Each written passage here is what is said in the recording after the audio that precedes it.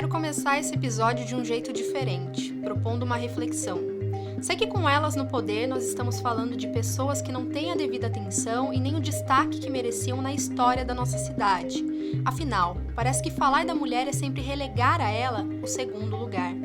Mas e quando uma mulher é simplesmente esquecida na história, apagada, ou não vemos nada no dia a dia que lembre de quem ela foi ou que já esteve por aqui? Durante as nossas pesquisas para o podcast, nós encontramos o esquecimento em alguns graus com essas mulheres. Por exemplo, Ana Paula Eleutério, nossa futura biografada. Por mais que exista um bairro todo com o nome dela, conhecido como Abiteto, as pessoas não sabem seus feitos e nem mesmo que ela é a primeira mulher com deficiência a ocupar uma cadeira no Legislativo. Outras mulheres, como Cidinha Queiroz e Tânia Bacelli, também não são muito lembradas. E talvez isso aconteça por elas não terem ocupado os espaços de poder por tanto tempo, como a Yara Bernardi e a Cíntia de Almeida, ou por não terem se tornado prefeitas, como a Jaqueline Coutinho. Mas nenhuma delas teve um processo de esquecimento tão aparente quanto de Diva Maria Prestes de Barros Araújo. Ela foi eleita vereadora junto com a Yara Bernardi em 1983 e anos mais tarde, em 1997, se tornaria a primeira vice-prefeita de Sorocaba.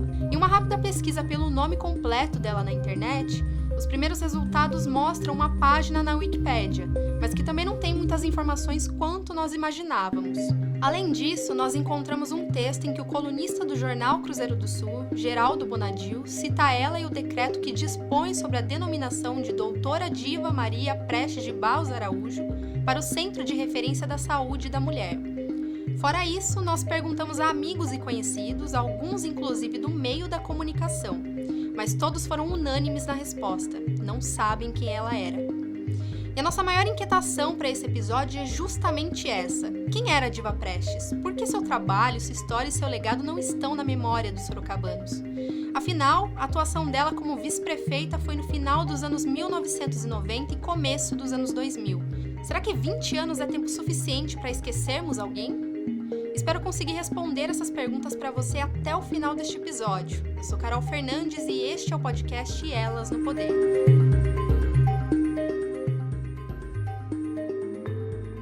A bancada feminina é pequena, a representação... Com essa crise somos nós, as mulheres.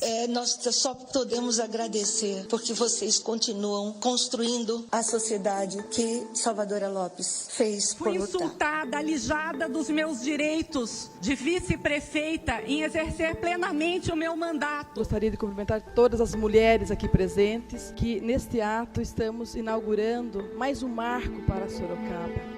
Diva Maria Prestes de Barros nasceu em São Paulo, no dia 25 de janeiro de 1948.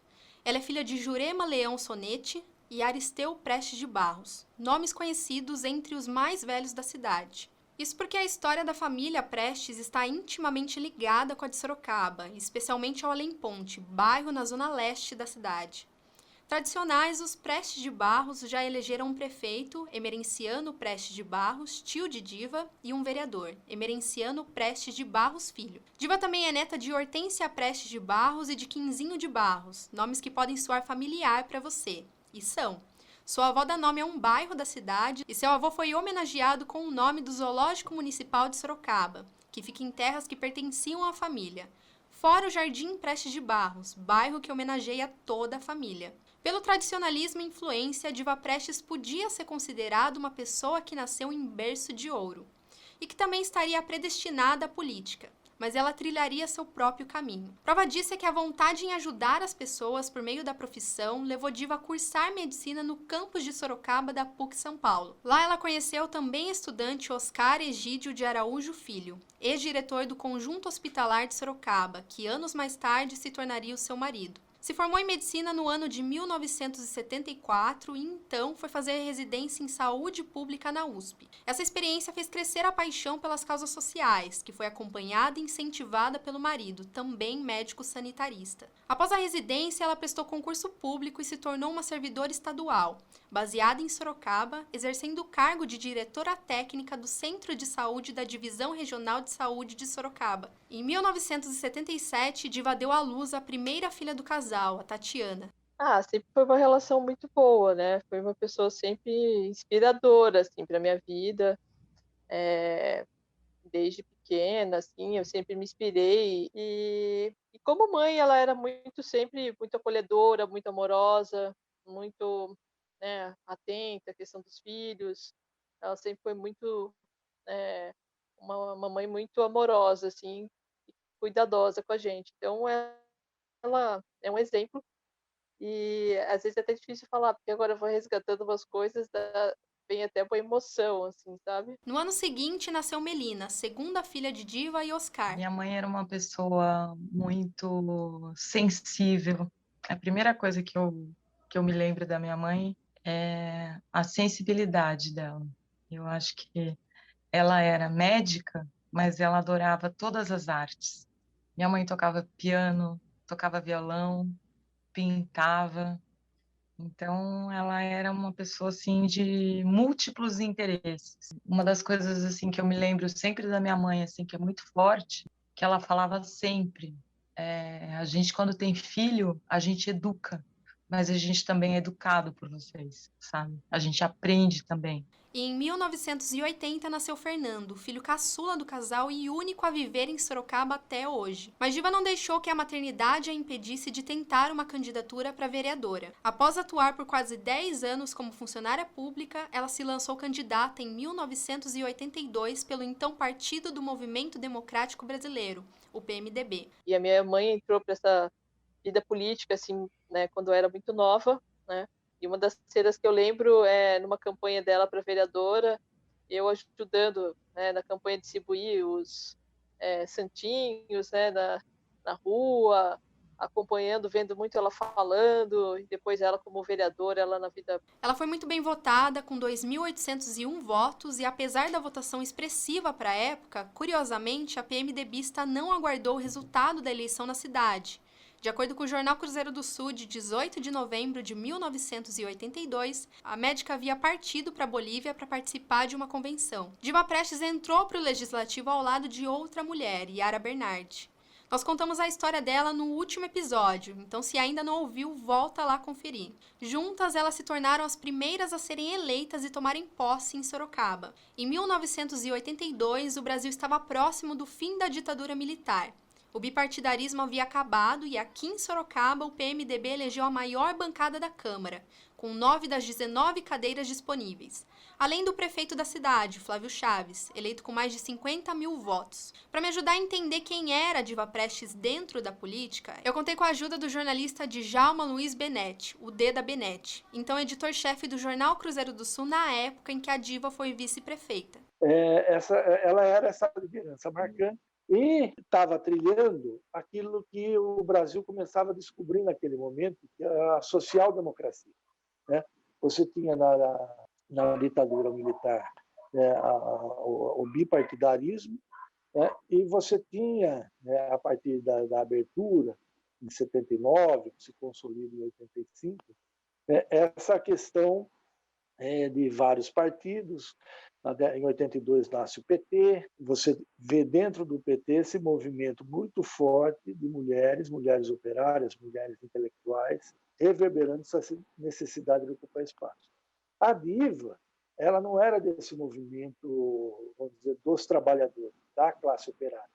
Ela era médica, ela tinha uma formação intelectual diferenciada, então ela estava dentro dessa ocupação do espaço, né, num patamar diferente. E ela se encontra dentro dessa chamada social-democracia, né, que nasce com o PSDB, com o antigo PSDB, não esse PSDB de hoje, do João Dória, né, o PSDB de Fernando Henrique Cardoso, do Franco Montoro e principalmente de Mário Covas e Montoro. Na época, a Diva era conhecida pelo trabalho na área da saúde e também pela atuação no movimento das mulheres. Feminista declarada, ela ensinou muito sobre isso, inclusive para Yara Bernardi. Com a vereadora Diva Prestes tinha uma relação muito boa, porque foi com ela que eu aprendi também, além da minha mãe, que era feminista também, ela não sabia, mas ela era feminista, e me ensinou a ser feminista na prática. Com a vereadora Diva, ela atuava muito na área da saúde e na questão da mulher. Ela promoveu em 82 o primeiro encontro da mulher sorocabana, onde nós discutimos as reivindicações das mulheres, o movimento feminista em Sorocaba, a formação do Conselho Municipal dos Direitos da Mulher, que eu também participei, que é o mais antigo um dos mais antigos do estado de São Paulo e do Brasil. Quando assumiu como vereadora, sua filha Melina tinha apenas 4 anos. Ela conta que lembra da mãe voltar das sessões na Câmara, que aconteciam à noite na época, e de conversar com o marido sobre o que tinha acontecido naquele dia. Ela lembra também da mãe ler muito para se preparar para as sessões. Afinal, não era e não é fácil ser política e mulher. Entre os compromissos na Câmara e o tempo em que passava com os filhos, Diva também costumava visitar as unidades básicas de saúde da cidade. Uma delas era da Vila Hortência, bairro em que a família viveu até os filhos completarem 18 anos. Como médica sanitarista, ela não tinha o hábito de andar com roupas brancas o tempo inteiro. E isso causava um certo estranhamento até para os amigos da Melina. E na escola todo mundo falava assim, sua mãe é médica, coisa nenhuma, sua mãe não usa branco. Aí, se ela não usa branco, ela não é médica. Aí eu cheguei e falei para minha mãe, mãe, na escola hoje todo mundo ficou falando que você não é médica porque você não usa branco. Como é que é isso? Aí ela foi me explicar, não, é que eu sou uma médica, eu sou médica sanitarista. E o que o médico sanitarista faz? O médico sanitarista é aquele que vai fazer a gestão da saúde pública. Então, por exemplo, a gente vai cuidar da vacinação, a gente vai cuidar e vai pensar a medicina preventiva, a gente vai pensar em planejamento familiar. O que é planejamento familiar? A gente ter os filhos que a gente vai conseguir orientar, cuidar, sustentar. Então, ela falou assim, é isso que eu faço. Eu sou médica, mas é isso. Para ficar mais fácil para você, pensa que a mamãe é uma das pessoas que organiza, por exemplo, a vacinação. E eu trabalho com medicina preventiva. E é por isso que eu não uso branco. Médica, mulher e feminista, Diva defendia o controle e planejamento familiar, causas sobre as quais buscou conscientizar outras mulheres também. Naquela época, ela já reivindicava o direito das mulheres serem donas do próprio corpo e do empoderamento, questões que ganharam força nas redes sociais a partir de 2015. Mas mesmo com um currículo extenso, ela não teve tanto espaço na Câmara Municipal, assim como Yara também não teve. Os vereadores não tinham o costume de debater com mulher, não tinham. Eles eram, às vezes, muito mais rigorosos com a própria vereadora Diva, que era partido do prefeito, Flávio Chaves, na época, do que comigo. Até muito mais cruéis com ela, mas a repressão era muito grande. A gente era expulso do plenário por opinião. Eu não sei o que está expulso. O que não acontece hoje. Não pode fazer isso, mas fazia. O presidente tinha atitudes ditatoriais. E rejeitavam os temas que nós trazíamos para a Câmara. A gente falava contra a ditadura militar, pelo fim da ditadura, pelas eleições diretas, e isso causava muita contrariedade aos vereadores conservadores e de direita mesmo na cidade de Sorocaba, que eram apoiadores da ditadura. Além da política, a Diva também se dedicou a dar aulas de medicina preventiva na PUC de Sorocaba, disciplina que atualmente é ministrada pela também ex-vice-prefeita de Sorocaba, Edith Maria de Giorgi, futura biografada deste podcast. Diva foi inclusive professora da Edith na época. Ainda durante o mandato, a vereadora começou a se desencantar com o PMDB. Em 1986, cogitou ser candidata a deputada estadual, mas foi boicotada por caciques do partido, como Marinho Marte, o ex-prefeito Teodoro Mendes e o prefeito Flávio Chaves, que preferiam um nome de outras pessoas para o pleito, como por exemplo do então vice de Chaves, Luiz Francisco da Silva, e do empresário Benedito Pagliato, além do próprio Marinho Marte. Por conta do boicote, Diva taxou o PMDB como curral eleitoral. Em 1988, com o desencanto em andamento, a vereadora chegou a dizer que seu partido inchou e perdeu a qualidade e a identidade, em declaração ao Cruzeiro do Sul em outubro daquele ano. Isso porque ela reagiu às cenas que tinha visto no dia anterior na televisão, na qual o governo do estado de São Paulo, na época comandado por Orestes Quércia do PMDB, havia mandado a polícia reprimir uma manifestação de funcionários públicos. Na tribuna da Câmara, a Diva disse que estava decepcionada com o partido. Quem põe cavalaria para cima de funcionário público não tem compromisso com a democracia. Os desafetos fariam a parlamentar não disputar a reeleição para o Legislativo em 88 e, posteriormente, trocar de partido. Na época, ela declarou: o PMDB era o partido que representava a mudança, a democracia, e hoje se esfacela. Os atos que assisti ontem fazem lembrar o período da ditadura, que o PMDB combateu quando era oposição. Por essas razões, estou preparando a mala para largar. É tudo um processo. O fato de não disputar a reeleição faz parte desse processo, porque não me senti em condições de pedir votos para o PMDB olhando os eleitores de frente. Nessa eleição, inclusive, seu primo, Emerenciano Filho, foi candidato a vereador, mas não foi eleito. Como a própria Melina me descreveu, a mãe era uma pessoa que sempre estava se reinventando. Então, alguns anos após o fim do mandato como vereadora, foi estudar gestão de cidades na Fundação Armando Álvares Penteado, a FAAP. Lá ela aprendeu maneiras de tornar a atuação pública municipal economicamente e socialmente mais efetiva e eficiente. Após ter terminado a especialização, Diva foi convidada em 1995 pelo então deputado estadual Renato Amari para ser candidata a vice-prefeita de Sorocaba pela chapa do PSDB. O convite foi bem aceito pelo marido Oscar e pelo filho Fernando, que achavam que ela tinha muito a contribuir. E também pela Diva, que estava empolgada para voltar à ativa e colocar em prática o que aprendeu na pós-graduação em gestão de cidades. Mas a ideia não foi vista com bons olhos pela filha Melina. E sobre a trajetória da sua mãe como vice-prefeita? Naquela época você já era adolescente, né? Acho que adulta até. A Tatiana disse que estava em Botucatu, inclusive. Nessa época você estava em Sorocaba. Eu fui uma das pessoas que achei que ela não deveria entrar nessa dobradinha política, porque eram pessoas que não tinham muita afinidade ideológica com ela, né? Mas a perspectiva da minha mãe era de retomar um trabalho na parte da saúde, que ela achava que ela ainda tinha coisas para contribuir, né? Aí, de repente, ela recebe um convite de ser vice e voltar ativa e poder construir coisas e ainda fazer revoluções. É muito nova, né? Então, ela falou, não, vou entrar nisso, eu acho que a gente pode ser esse fiel da balança dessa sensibilidade social e fazer algumas propostas na área de saúde. Então, ela foi com esse propósito. Não foi bem o que aconteceu, né? Na verdade. A disputa pelo Palácio dos Tropeiros foi acirrada.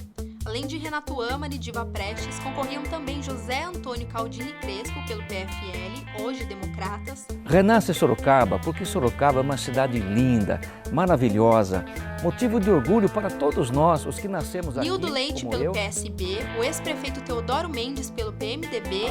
Na realidade, esta junção de prefeitos, a coisa foi muito bem explicada pelo E a então vereadora Yara Bernardi, do PT. Sou Yara, autora de leis que defendem a educação e as mulheres. Nas propagandas políticas da época que foram encontradas por nós, não existia nenhuma menção à então candidata a vice, e ela também não aparece em nenhum dos vídeos.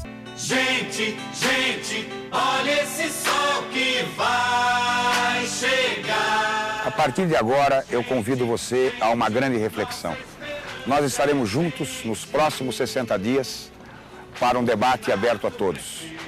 Um debate que visa construir a Sorocaba. Você pode conferir por conta própria esse material no nosso site, que vai estar na descrição do episódio. Dos mais de 250 mil eleitores aptos a votar na época, a chapa de Renato Amari e Diva Prestes ficou na segunda posição no primeiro turno, com 57.731 votos. O segundo turno foi disputado contra José Crespo. A disputa foi apertada.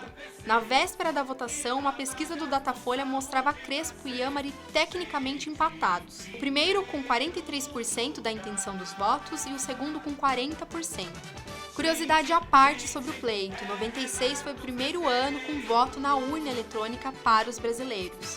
O resultado finalmente veio no dia 15 de novembro. Renato Amari e Diva Prestes foram eleitos com 102.139 votos. Você está assim com a gente. Cerca de 46% do total contra 42% de José Crespo. Mas o mandato não foi como Diva esperava. A ocupação do cargo de vice-prefeita impedia que ela fosse a mesma mulher combativa, protagonista de ações de busca de espaço e de conquista social, como Deda me descreveu. Isso porque agora ela tinha que atender aos anseios do prefeito. Certo. E o que mudou da Diva como vereadora para a vice-prefeita? Houve uma mudança de comportamento nesse sentido? O comportamento dela eu não digo. Então, a diferença da diva vice-prefeita para a diva vereadora, primeiro são as atribuições de cada um, né? Ela, como vereadora, era protagonista do seu mandato, seu discurso, a sua fala dizia respeito único e exclusivamente a ela. Enquanto vice-prefeita, ela tinha essa relação direta com o prefeito, então ela tinha um embate direto com o prefeito, de, ao mesmo tempo, buscar espaço, de buscar conquistas, mas sem romper com o prefeito. Então, foi uma luta difícil, vou dizer assim, para ela. Os primeiros 2 anos à frente da cidade foram de estranhamento. Diva, como já observamos, tinha uma ideologia mais à esquerda, muito preocupada com questões sociais, diferente de Renato, mais centralizador no poder, empresário com uma visão claramente à direita de Diva. A primeira dificuldade aconteceu em janeiro de 1998. Amari foi viajar para a Coreia por 14 dias e não transmitiu o cargo para a vice-prefeita.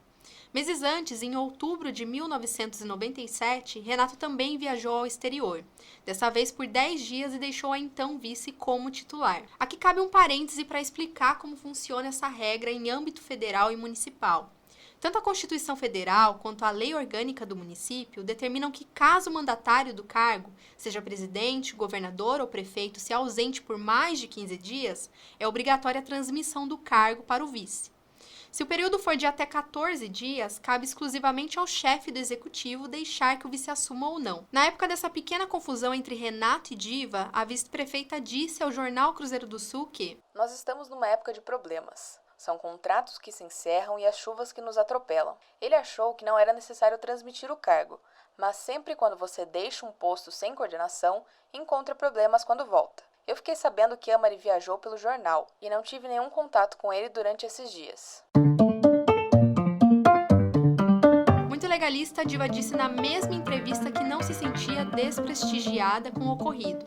Quando você entra para a política, você está assumindo todos esses sapos. Isso tudo faz parte do jogo. Renato Amari viu que a situação não ficou boa para a imagem dele. No mês seguinte, ele fez outra viagem ao exterior, dessa vez para a Itália, por 10 dias e transferiu pela segunda vez o cargo para a vice-prefeita. Ele comentou também ao Cruzeiro do Sul que deixava a cidade em boas mãos. Deixo a Diva um grande abraço e sucesso nesses 10 dias. O secretariado estará todo à disposição dela. Ao passo que a vice retribuiu a fala dizendo o seguinte: quando o Renato voltar, ele encontrará Sorocaba da mesma maneira como ele teria governado. Apesar da legislação dizer que não havia necessidade de convocação, eu fui chamada e vejo nesse ato uma vitória da democracia. Renato e Diva governaram Sorocaba até o ano de 2000. O mandato deles foi descrito como de transformação, com a realização de diversas obras de infraestrutura e de expansão da cidade. Quando assumiram, a dupla pegou um momento de prosperidade da moeda brasileira. Anos antes, em 1994, o então presidente Itamar Franco, ao lado do seu ministro da Fazenda, Fernando Henrique Cardoso, haviam promovido um plano de recuperação da economia que consistia na troca da moeda do país. O dinheiro que até então se chamava cruzeiro se tornou o real. Com a chegada do real nesse 1º de julho, o Brasil tem a oportunidade de mudar de forma definitiva o curso da sua história. A moeda é o mais concreto dos atos de confiança das nações em si mesmas. Para esse processo foi necessária a criação de uma espécie de moeda virtual, a Unidade Real de Valor, ou URV, que serviu como um valor fixo que não era atingido pela inflação. Enquanto o cruzeiro subia de valor descontroladamente, a URV era estável. A URV se tornou real ainda em junho de 94 e, por conta dela, FHC foi eleito, naquele ano, presidente da República. Defender e cumprir a Constituição, observar as leis, promover o bem geral do povo brasileiro, sustentar a união, a integridade e a independência do Brasil. Aqueles primeiros anos do real foram de bonança, que permitiram que os governos estaduais e municipais pudessem fazer investimentos. Deda, como que foi o governo do Renato Amari durante esse período? Foi um governo de transformação. É importante, né, as pessoas pensarem que o governo do Renato, assim como todos os prefeitos que assumiram naquele ano, foi o ano onde ainda o Brasil existia o RV, e ele entra com a estabilidade da moeda do real. Vamos imaginar que hoje, 2021, século XXI, o orçamento de Sorocaba é de 3 bilhões de reais. Eu me lembro bem que em 1996, quando esse governo que você me pergunta do Renato entrou, eram 190 milhões. Olha só a diferença, né? E aí o Renato ele aproveita, ele como empresário, ele entende essas questões da moeda, como está mudando, entende o que vai significar você ter uma poupança, e ele faz um governo de economia, até porque também não tem dinheiro, nos 2 primeiros anos, né, e concentra uma série de ações que, de fato, são perceptíveis pela população nos 2 últimos anos. E essas foram ações, né, que envolvem desde a abertura de vias, né, ampliando a capacidade do trânsito fluir na cidade, que é uma coisa que atinge diretamente do mais rico ao mais pobre. No ano de 1998, Diva também foi responsável por articular, junto à Câmara Municipal, a construção da nova sede do Legislativo sorocabano, que até então era localizado na Rua Brigadeiro Tobias, na região central da cidade. Com acordo, a Casa de Leis foi projetada ao lado do Paço Municipal, no bairro Alto da Boa Vista, zona leste de Sorocaba, onde se encontra até os dias de hoje. No prédio do centro foi instalada a Fundação para o Desenvolvimento Cultural, a Fundec. Mas a situação dentro do governo mudou em 1999. Tudo começou com o Programa Médico da Família, implantado pelo médico e ex-secretário da Saúde de diversos governos de Sorocaba, Ademir Watanabe, com a ajuda do também médico, futuro secretário da Saúde e prefeito da cidade por 2 mandatos, Vitor Lippe. O programa consiste no atendimento dos casos menos complexos de pacientes que possuem dificuldade de acessibilidade até uma UBS, fazendo com que o médico da rede de saúde vá até a casa do paciente para fazer esse atendimento.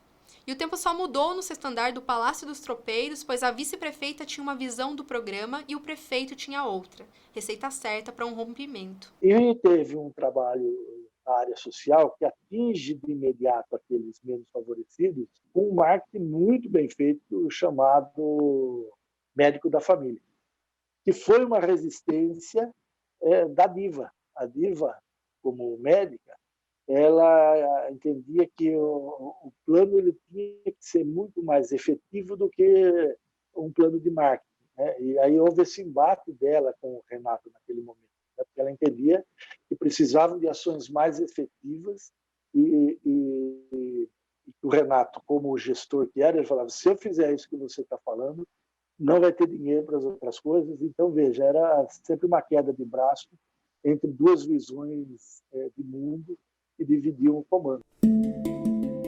As discordâncias sobre qual seria a melhor forma de executar o programa social foram suficientes para abalar a relação do prefeito e de sua vice.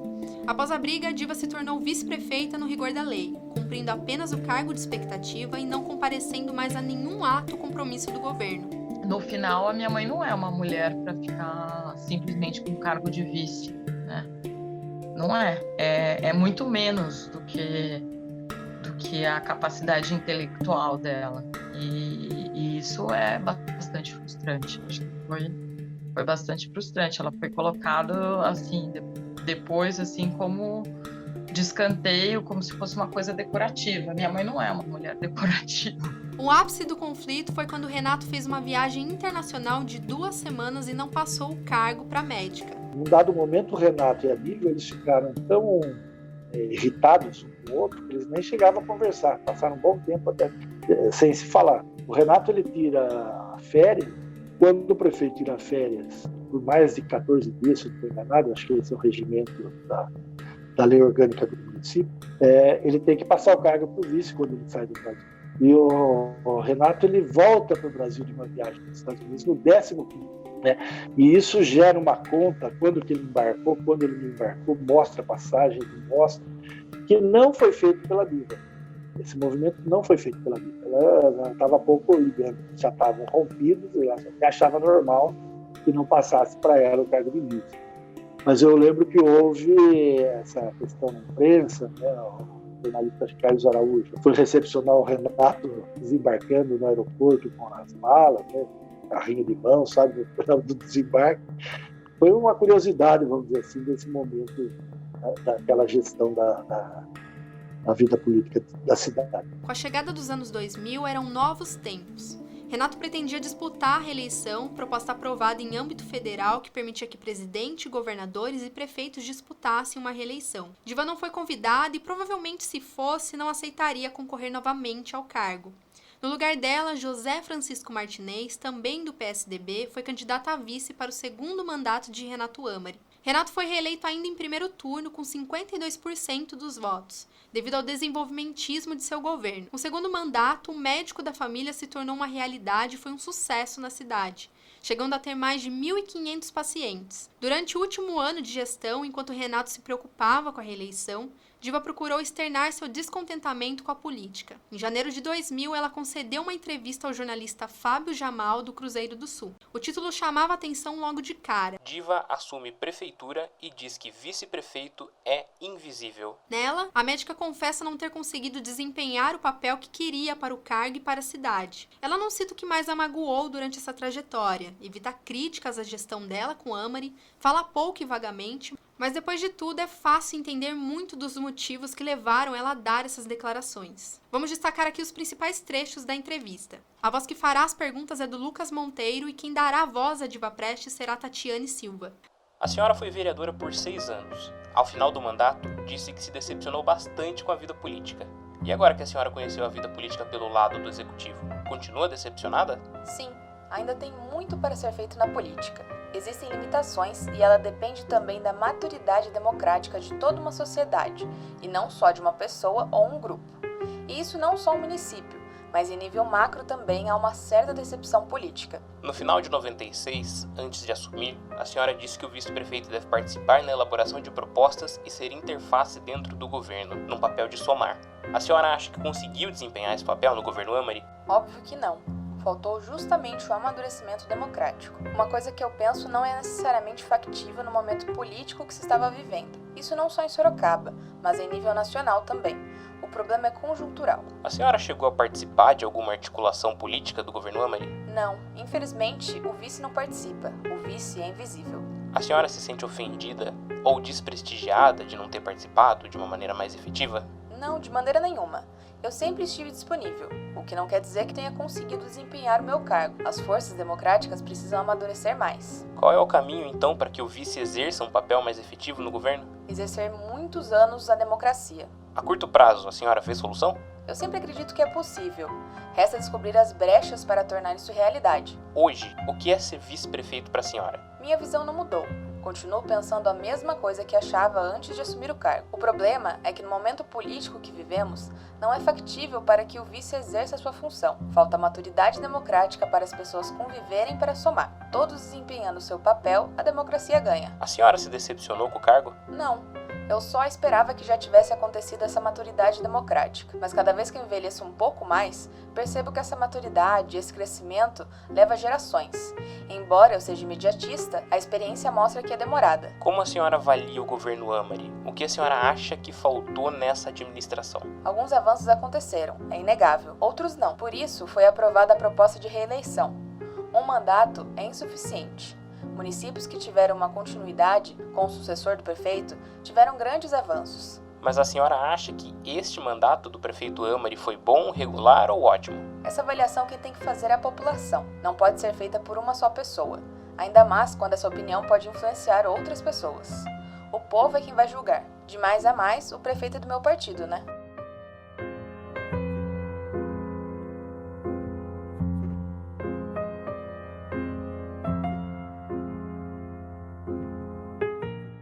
Nos últimos 25 dias de mandato, Renato Amari passou o cargo a vice uma última vez, já que ele foi viajar de férias. Ao longo de 4 anos, Diva assumiu a prefeitura apenas 5 vezes. Nessa última ocasião, questionada sobre sua ausência no processo de sucessão política, ela chegou a declarar ao jornal Cruzeiro do Sul: "O último ano foi difícil para mim.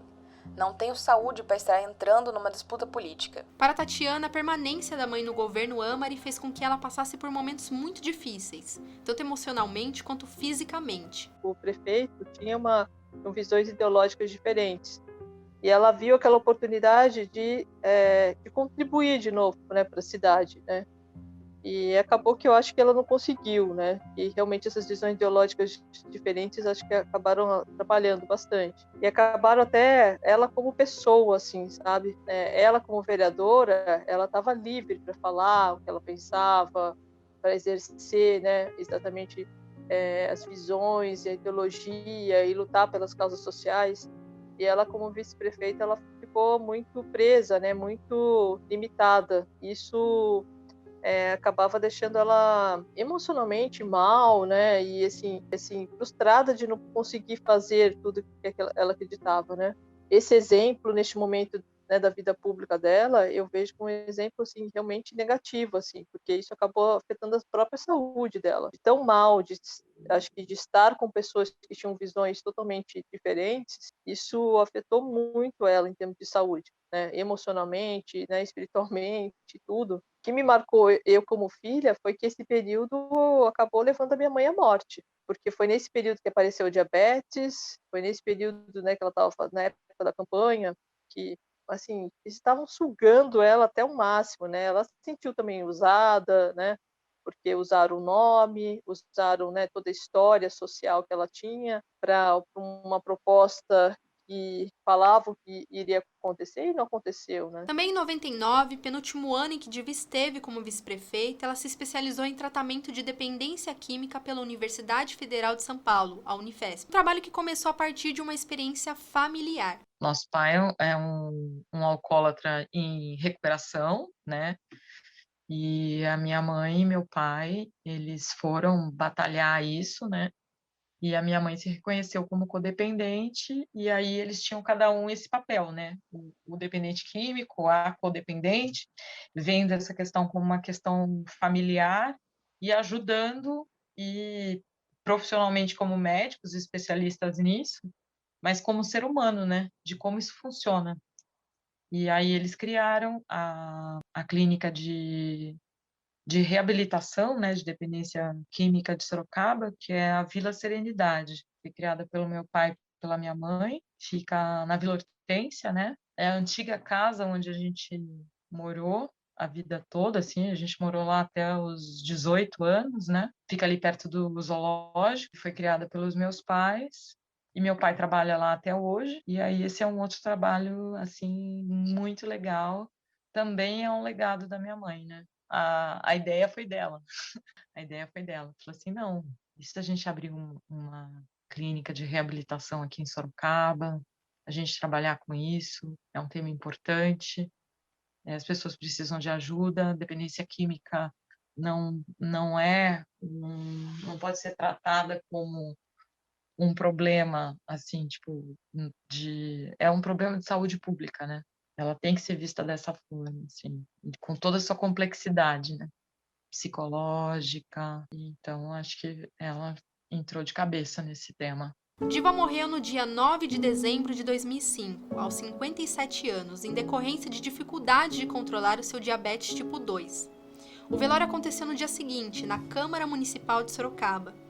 Ela está enterrada no Cemitério da Saudade, no bairro Além Linha, onde também se encontram outras figuras históricas da cidade, como João de Camargo. O jornal Cruzeiro do Sul dedicou apenas uma pequena coluna, ao lado de dezenas de propagandas, ao falecimento da ex-vereadora e ex-vice-prefeita, na qual escreveu que ela teve uma passagem discreta no governo do município, por conta, segundo chegou a ser comentado, de divergências com o então titular. Para Melina, a mãe deixa para a família o exemplo de uma mulher inteligente, sensível e multifacetada.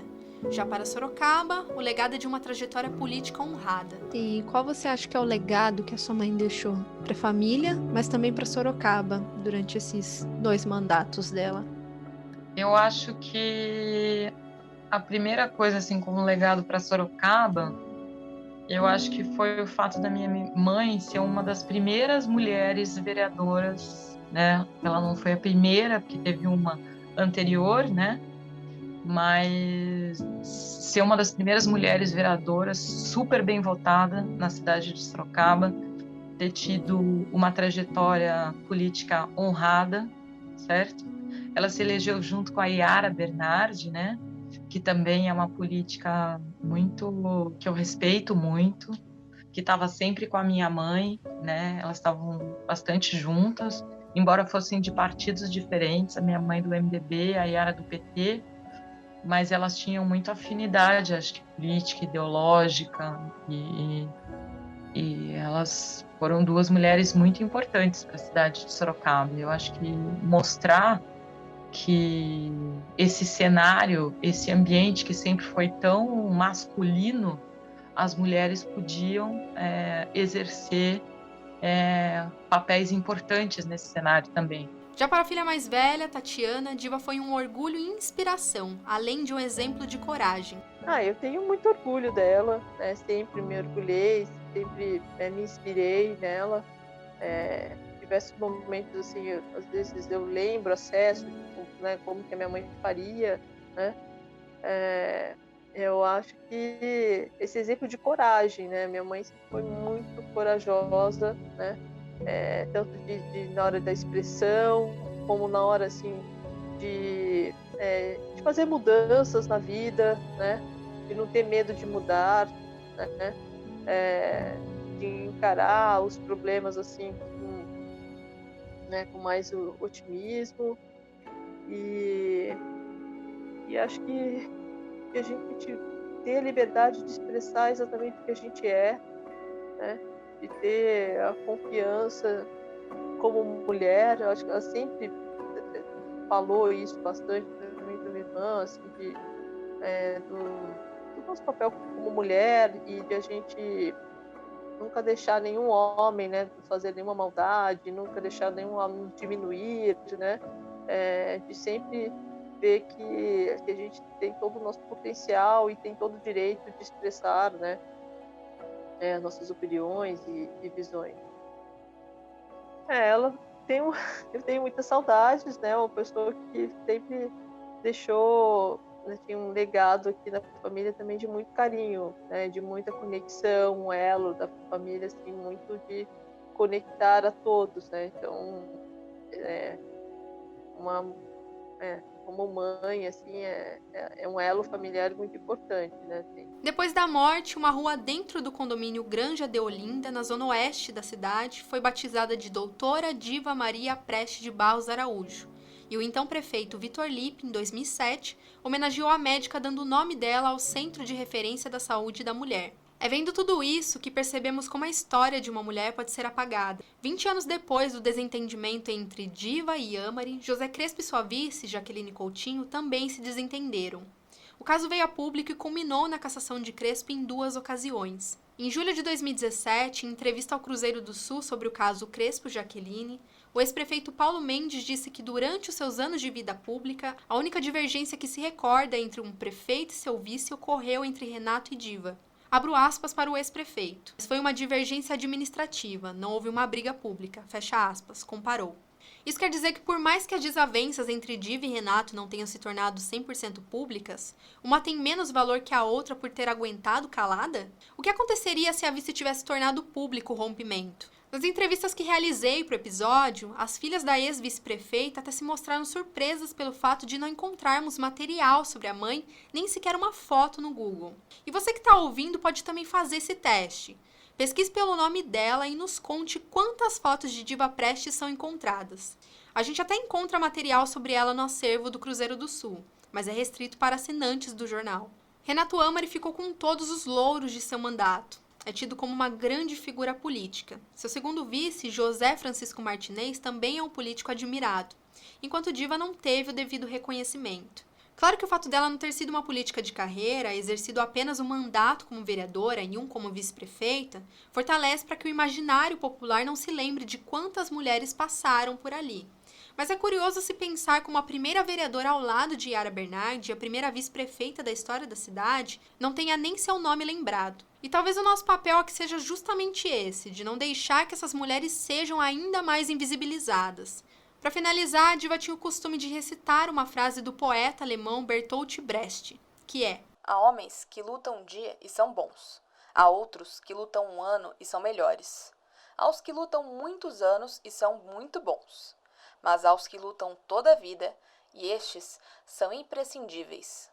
E ela foi uma dessas pessoas. Com uma história tão importante dessas, fica muito difícil acreditar que Diva não recebeu e tem recebido a homenagem e o reconhecimento que merece. Eu espero que isso mude a partir daqui. Tatiana lembra que os discursos da mãe dela eram sempre muito marcantes, emotivos e profundos. Diva é definida por ela como uma mulher muito visionária que falava de coração aberto mesmo. Infelizmente, nós não conseguimos ter acesso a esses discursos como gostaríamos. Conseguimos uma única gravação, a do Dia Internacional da Mulher de 1997, que você vai conferir agora.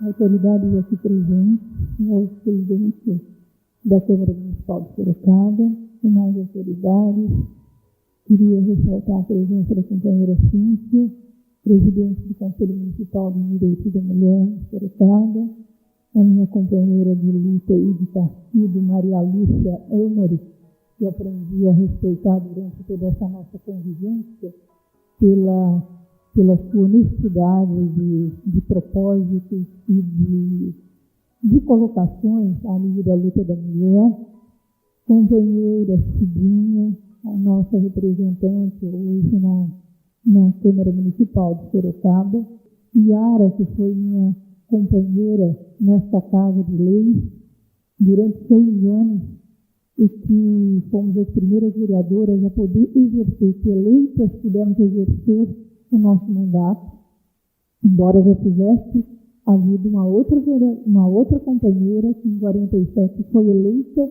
mas foi cassada e impedida de assumir o seu mandato legislativo.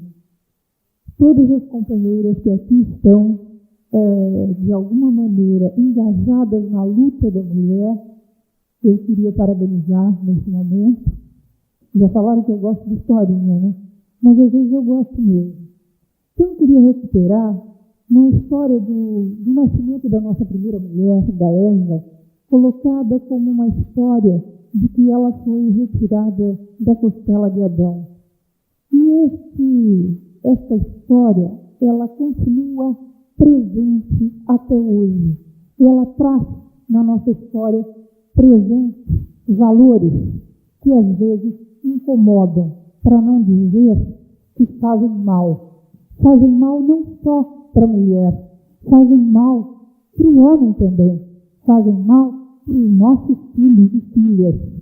Porque se colocar a mulher como um apêndice do homem, e não enquanto ser integral, completo e pleno para exercer a sua cidadania, é, no mínimo, uma covardia.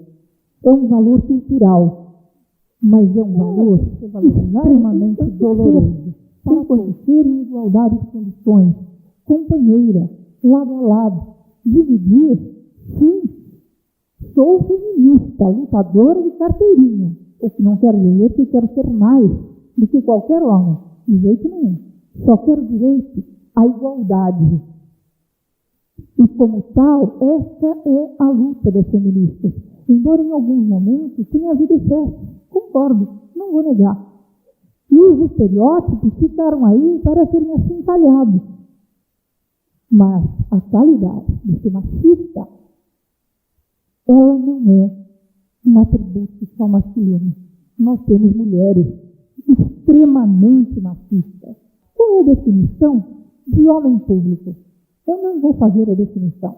Cada um pense na sua própria definição do que é homem público. Agora, qual é a definição de mulher pública? Vou ver sorriso por aqui.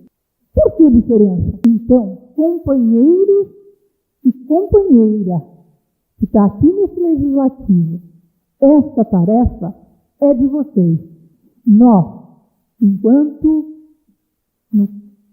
vice-prefeita municipal, nós, enquanto sociedade civil organizada, nós, enquanto organizações não governamentais, temos a nossa parcela de contribuição.